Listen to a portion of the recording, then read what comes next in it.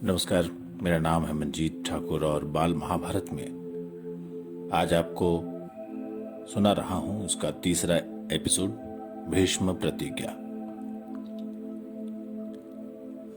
तेजस्वी पुत्र को पाकर राजा प्रफुल्लित मन से नगर को लौटे और देवव्रत राजकुमार के पद को सुशोभित करने लगे।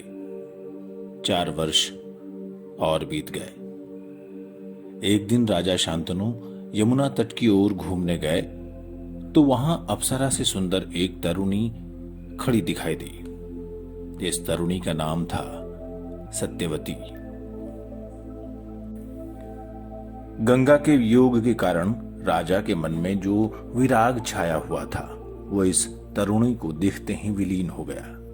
उस सुंदरी को अपनी पत्नी बनाने की इच्छा उनके मन में बलवती हो उठी और उन्होंने सत्यवती से प्रेम याचना की। सत्यवती बोली, मेरे पिता मल्लाहों के सरदार हैं, पहले उनकी अनुमति ले लीजिए, फिर मैं आपकी पत्नी बनने को तैयार हूं। राजा शांतनु ने जब अपनी इच्छा उन पर प्रकट की तो सत्यवती के पिता केवटराज ने कहा, आपको मुझे एक वचन देना पड़ेगा। राजा ने कहा, जो मांगोगे दूंगा, यदि वो मेरे लिए अनुचित नहीं हो। केवटराज बोले, आपके बाद हस्तिनापुर के राज सिंहासन पर मेरी लड़की का पुत्र बैठेगा, क्या इस बात का वचन आप मुझे दे सकते हैं? केवटराज की शर्त राजा शांतनु को नागवार लगी। गंगासुत देवव्रत को छोड़कर अन्य किसी को राजगद्दी पर बिठाने की कल्पना तक उनसे नहीं हो सक रही थी। निराश और उद्विग्न मन से वो नगर की ओर लौट आए। किसी से कुछ कह भी न सके, पर चिंता उनके मन को कीड़े की तरह कुतर कुतर कर खाने लगी।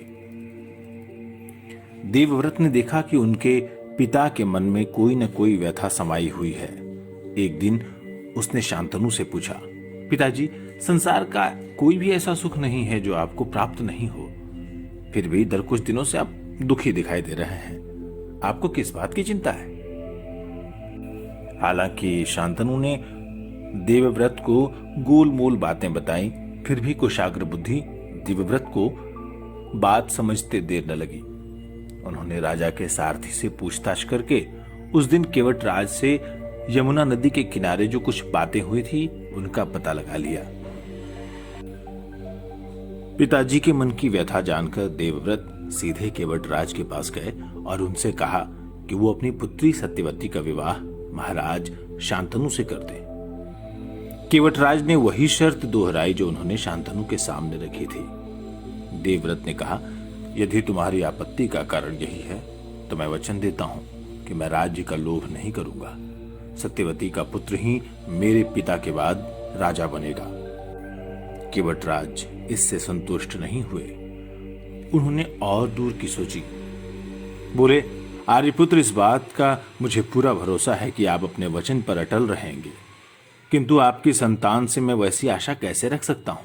आप जैसे वीर का पुत्र भी तो वीर ही होगा।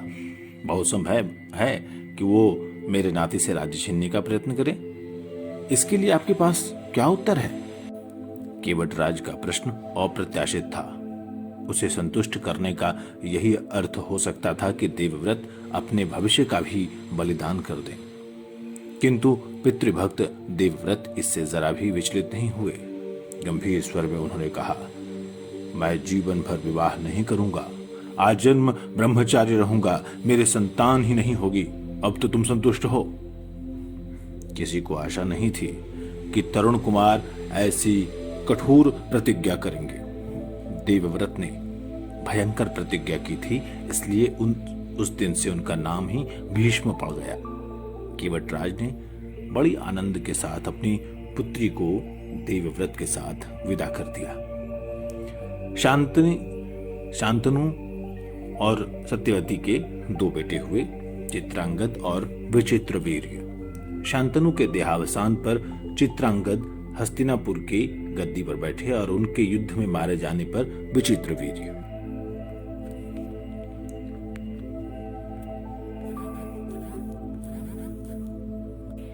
विचित्रवीर्य की 2 रानियां थीं, अंबिका और अंबालिका।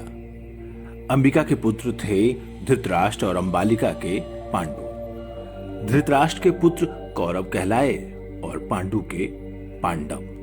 महात्मा भीष्म शांतनु के बाद से कुरुक्षेत्र युद्ध का अंत होने तक उस विशाल राजवंश के सामान्य कुल नायक और पूज्य बने रहे। शांतनु के बाद कुरुवंश का यही क्रम चलता रहा। बाल महाभारत में अगला एपिसोड जो आप सुनेंगे वो होगा अंबा और भीष्म नाम से। और अगर आपको ये कहानियां पसंद आ रही हैं तो इस चैनल को सब्सक्राइब करिए और हमारा उत्साह बढ़ाइए।